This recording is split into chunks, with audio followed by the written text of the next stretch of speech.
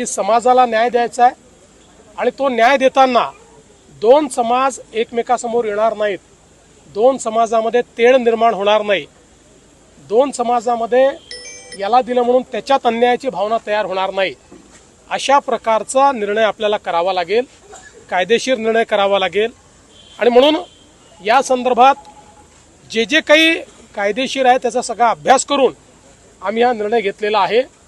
याचं श्रेय हे आमच्या मंत्रिमंडळ उपसमितीला आपण दिलं पाहिजे की ज्यांनी खूप चांगलं काम याच्यामध्ये केलेलं आहे, ज्यांनी खूप मेहनत याच्यामध्ये केलेली आहे आणि पुढेही ही समिती सातत्याने समाजाकरता काम करेल। मी एक गोष्ट आपल्याला निश्चितपणे सांगतो, मला दोष दिले, शिव्या दिल्या तरीही मी समाजाकरता काम कालही करत होतो, आजही करतो, उद्याही करत राहील। मराठा समाज असो, ओबीसी समाज असो की महाराष्ट्रातला कुठलाही समाज असो, प्रत्येक समाजाकरता काम करणं हे माझं मी कर्तव्य समजतो।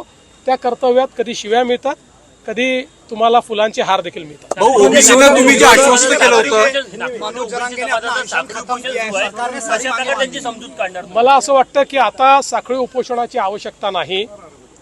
जो काही ओबीसी समाजामध्ये एक समज तयार झाला होता की त्यांचं आरक्षण काढून दुसऱ्या कोणाला तरी देण्याचा प्रयत्न होणार आहे, असं कुठेही झालेलं नाही। त्यामुळे मला असं वाटतं की आता ओबीसी समाजाने देखील या संदर्भात आता सगळी आंदोलनं ही परत घेतली पाहिजेत।